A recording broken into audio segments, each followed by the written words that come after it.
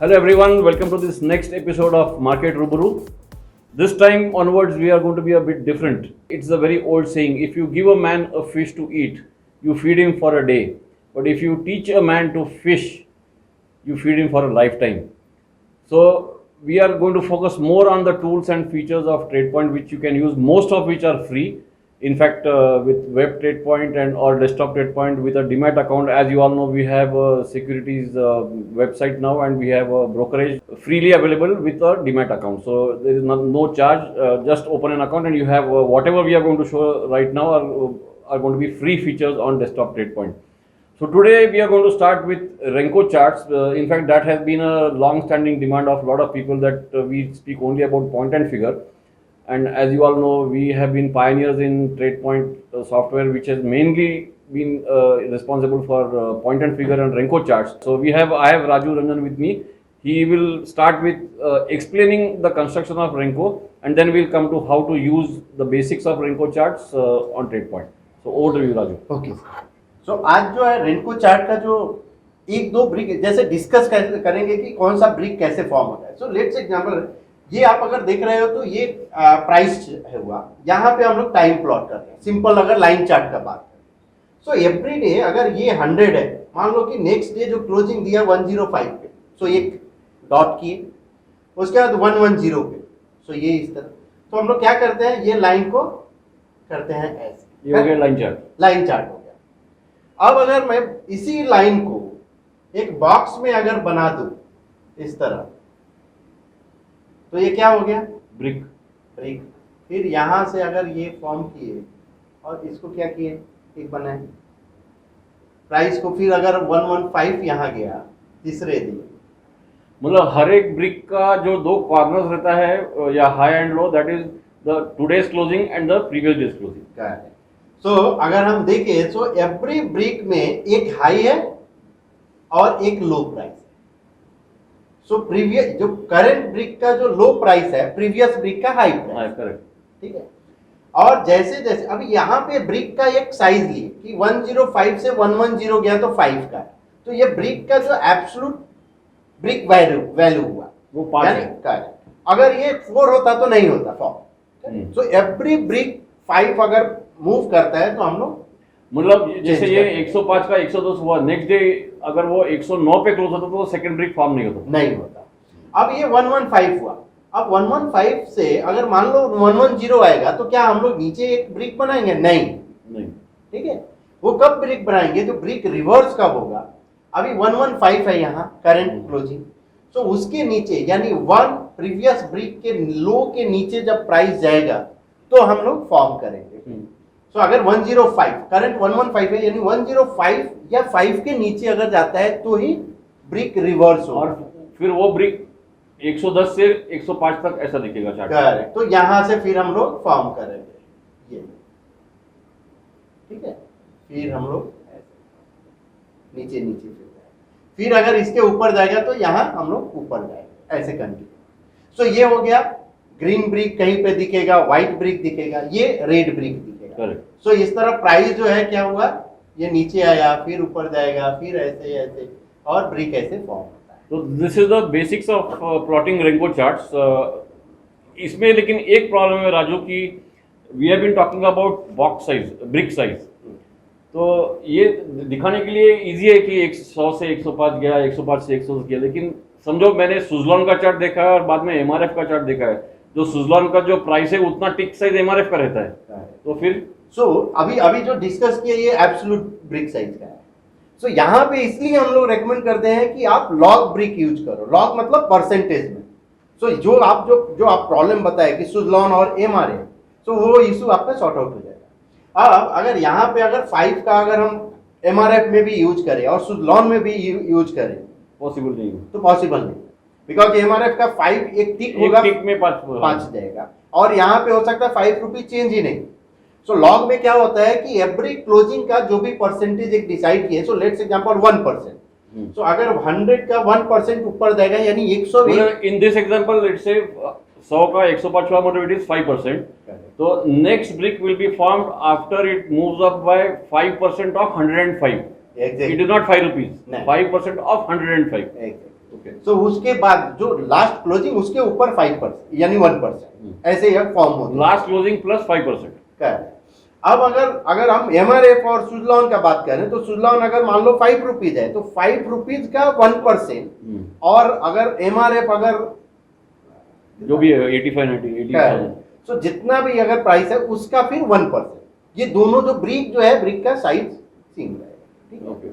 सो इसलिए हम लोग So जो in recommend fact, करते हैं, we must tell here that arguably TradePoint is the only software in the world which gives log brick value, and that saves a lot of time and effort, and it gives very big clarity in plotting the charts. Because like we discussed just now, plotting log box has a very big advantage over plotting absolute value. So okay, चलो ये तो theory हो गया, अभी थोड़ा सा practical देखते हैं. Let us look at some chart. लेकिन राजू इसमें एक प्रॉब्लम है. Over the years I have used Renko charts earlier also, and the biggest problem which people have, and it's a sort of a complaint, that Renko में repainting का chances बहुत ज़्यादा है. तो ये repainting क्या होता है? सर रीपेंटिंग अगर आप देखें तो दो सिनारियो हो सकता है जो मुझे समझ आ रहा है कि जहाँ पे रीपेंटिंग होता है। एक जो है ना, आप जो टाइम फ्रेम यूज कर रहे हो, सो लेट्स एग्जांपल अगर आप आवरली चार्ट यूज कर रहे हो या 30 मिनट का, सो अगर 10 बजे से यानी 10 to 10:30 एक ब्रिक फॉर्म होगा। तो अगर 10 बजे अगर मान लो आपका किसी कोई स्टॉक जो है या इंस्ट्रूमेंट उसका प्राइस है 100 रुपीज, और 10:15 में उसका प्राइस जो चला गया 150 रुपीज।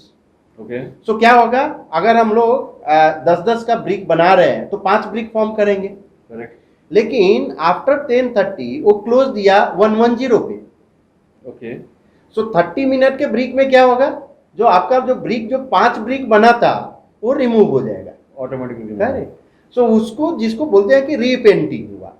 और ये बहुत बड़ा यह था कि हाँ कि इधर प्राइस बनता है और यानी ब्रिक बनता है और हट जाता है। That's why it is important to see the closing price of that time frame. सो इसलिए एक ये रीजन हो सकता है। दूसरा रीजन क्या हो सकता है कि अगर आप एटीआर बेस अगर यूज करते हैं, सो एटीआर में क्या होगा, एटीआर चेंज होगा, आपका ब्रिक का साइज चेंज होगा। अच्छा, ये lot of what is this ATR? ATR is of course average true range. A lot of people where log brick is not possible, plot ATR based brick size, and the basic problem in ATR is that the ATR itself can change. Correct. तो ये दो reason होता है। तो इसलिए सब इसमें हम लोग क्या रेकमेंड करते हैं कि आप टाइम फ्रेम जो है इंक्रीज मत करो। In fact, you should have the lowest time frame possible. Exactly 1 minute. 1 और minute. ये बहुत बार हम लोग से क्वेश्चन In भी fact, आता lot है। of people still don't believe that you can have trades on the basis of 1 minute time frame. In fact, there are so many cases which can give many examples where even good positional trades can be identified even on a 1 minute time frame. इसमें सिर्फ एक ही है कि 1 minute time frame तो किया, लेकिन brick size is what is very important, and that's why we will be giving guidelines on what brick size to be used. So brick size के लिए जो रिकमेंडेड ब्रिक साइज है, सो अगर आप intraday अगर कोई कर रहे हैं कोई भी इसके लिए, तो 0.25% आप यूज करो For stocks. For stocks. अगर आप शॉर्ट टर्म कर रहे हैं तो उसके लिए 1% आप करो, मीडियम टर्म के लिए 2 to 3%, और लॉन्ग टर्म के लिए 3 to 5%। So आपका ये कहना है कि if I am following a 3% brick size on a 1 minute chart, I can identify a trade for long term. सो ये जो बताए अभी डेली का बताए, बिकॉज Okay. शॉर्ट टर्म जो आप कर रहे हो 1 मिनट पे नहीं, डेली पे। Correct. लेकिन अगर आपको 0.25% अगर करना है तो वो 1 मिनट पे आप कर सकते हाँ, लेकिन 0.25% पे भी अच्छा अगर सेटअप मिला, even on 1 minute time frame, and which is closing on a very bullish pattern, so it can be carried. सो ये अगले जो 1-2 सीरीज में हम लोग वो डिस्कस करेंगे कि 1 मिनट पे कैसे आप पोजिशनल ट्रेड मतलब ले सकते स्विंग हैं। ट्रेड, पोजिशनल ट्रेड कैसे ले सकते हैं वो 1 मिनट पे हम लोग डिस्कस करेंगे। Okay. उसका भी एक मेथड है। सो ये डेली का हुआ। अब अगर ऑप्शन के लिए अगर बात करें तो ऑप्शन के लिए आप बता सकते हैं सर कि ऑप्शन कौन के सा? लिए it has to be at least 2 to 3% because the options can move quite fast on an intraday basis, and there is no EOD basis on options, and on expiry day it has to be 4 to 5%, but 3% is a good brick size to use on options. Even up to 2% is okay, and like we will be explaining further what are the setups, basic patterns which can be used, those can be used on options also. और ये जो जो जो ये method है, every instrument, ऐसा नहीं कि इक्विटी पे चलेगा, करेंसी पे नहीं चलेगा, कमोडिटी पे चलेगा क्या, सो एवरी इंस्ट्रूमेंट पे वर्क करेगा बिकॉज ये चार्टिंग मेथड है. So it is just a question of identifying what brick size is to be used for which instrument, whether it is crude oil, whether it is gold, whether it is natural gas, whether it is Reliance, whether it is Nifty, Bank Nifty, Right. whatever instrument, it's just the function of the brick size, and you can get identify good trades based on okay. So अभी अगर हम देखें सो ये continuous white brick form हुआ है, that. Correct. सो इसको क्या बोलेंगे, series of bullish brick. Yeah. ठीक है. अब So अगर this is a 1% box size. हाँ कोई brick size. 1% Yeah. मैंने रखा है ये डेली पे. अगर ये जो फॉर्म हुआ है 1 2 3 4, इसको बोल सकते हैं कि series of bearish brick. Correct. सो अब अगर ये व्हाइट ब्रिक फॉर्म हुआ है सो इसको ये बोलेंगे स्विंग मूव बोल सकते हैं, It was Because- a bullish swing. Yeah. Bullish swing, ये बेयरिश स्विंग हो सकता है. Hmm. अब ये स्विंग का मतलब ये यानी जैसे ये जो लास्ट ब्रिक है और ये ब्रिक टर्न होता है बेयरिश में, सो इसको बोलेंगे स्विंग हाई, Correct. ये white brick. So once the first red brick is formed after a series of white bricks, that means the high of that topmost white brick is the swing high. Correct. So vice versa bearish swing. So अगर series of bearish अगर brick बना So है this is the swing low. तो ये Once you swing get the white brick. Correct. So white brick जैसे form होगा सो ये हो जाएगा आपका स्विंग. Hmm. सो ये हो गया आपको स्विंग हाई स्विंग लो समझ गए. अब इसको अगर ट्रेड लेना है तो इसको अगर ये स्विंग हुआ इसके ऊपर जैसे भी एक ब्रिक फॉर्म होता है तो इसको बोलते हैं swing breakout. In fact, this I can relate it, correlate it with the oldest theory in the world, which is called the Dow theory. What is the momentum? What is the trend? Any uptrend is one which you have a higher high and higher low. So basically, crossing the previous swing high means nothing but a higher high. Exactly. It is just an objective way, a very objective way to identify where that higher high is getting formed. सो आप ये बोल सकते हैं कि यहाँ पे ये demand है, यानी व्हाइट ब्रिक मतलब डिमांड, रेड ब्रिक मतलब सप्लाई हुआ. Correct. सो ये डिमांड के बाद सप्लाई हुआ, उसके बाद फिर से उसको ब्रेक कर रहा है. सो ये सॉर्ट ऑफ रेजिस्टेंस ब्रेकआउट हुआ. So the resistance breakout is a good place to buy, and stop loss will be the lowest of Correct. the red brick.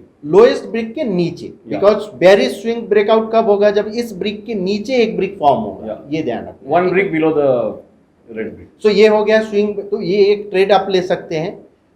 उस पे आप अगर टारगेट का अगर हम बात करें जो कि काउंट, यहाँ अगर हम काउंट लगाएं, आप देखो ये स्विंग ब्रेकआउट है, Hmm. दिख रहा है swing So use extension. the swing extension tool to identify the probable counts, and probable count is nothing but the probable level till which the stock can go. तो आपको entry level समझ में आ Again, गया. there is a lot of misunderstanding when people talk about counts. It is not a level which is a guaranteed target. It is a probable target. Yeah. It has to be trailed with the stop loss, and once that comes, you can identify whether to book partially or fully. सो ये आपका entry हो गया, ये stop loss हो गया और ये probable target हो गया. Hmm. ठीक है. अब इसमें अगर ये स्विंग का जो हुआ तो मल्टीपल स्विंग मिल सकता है. सो इसको ट्रेंड फिल्ट्रेशन टूल्स भी हम लोग इसमें इम्प्लीमेंट कर सकते हैं. Hmm. सो ट्रेंड फिल्ट्रेशन के लिए आप let's example triple moving average अगर हम लगाते हैं, बिकॉज मूविंग एवरेज एक trend filtration tool. In So- fact, I need to explain once again that this is not a moving average crossover. This triple moving average is only for a trend filtration. Anything above the moving average is bullish. Anything below the moving average is bearish. And most importantly, we also need to look at the slope of the moving averages. So यहाँ पे you can see that all three moving averages are going up. That means it is a very well defined uptrend. So you need to keep looking for buying setups on every dip. और ये chart मैंने इसलिए last week जो है weekly newsletter में मैंने डाला। Cover भी किया था. Yeah. और ये कैसे आइडेंटिफाई किया था कुछ सो इसका डिस्कस करेंगे हम लोग आगे के सीरीज में. ये तो कैसे- सीक्रेट बोले ही ठीक है नेक्स्ट वीक. हाँ नेक्स्ट वीक में कभी हम लोग डिस्कस करेंगे. So like we were saying these kind of charts can be used on any instrument. So let us see some chart of MCX. So this is what crude तो oil. ये crude oil का chart देखते हैं. Crude oil ये natural gas. तो last 3-4 दिन से bullish ही दिख रहा है. एग्जैक्टली. सो हमेशा अगर हम देखें तो ये स्विंग ब्रेकआउट हुआ, उसके बाद ये स्विंग ब्रेकआउट पे आप ट्रेड लेते जाओ. एवरी डे ये इंट्राडे लाइन है. तो हर एक स्विंग ब्रेकआउट पे आप ले सकते हो with And the biggest thing is that moving averages are moving up, the slope is going up. That means you need to look for bullish trades on every pullback. Don't look for shorting. सो आप देखो यहाँ ये moving average पे support, again ये moving average पे support. सो अगर support अगर ले रहा है उसके बाद का ब्रेकआउट जो है स्विंग आप ट्रेड कर सकते हो विथ टारगेट जो भी आपका स्विंग एक्सटेंशन इधर से प्लॉट करो और आपको। So this is the one of the simplest way of charting using Renko charts. Of course, these were absolute basics. We will talk about more tools and features which we have in TradePoint. And hope you like this episode. And definitely, we would like you to mention your comments in this video below. And if you like it, do subscribe to our channel, share it, and like it also. Thank you. Thank you.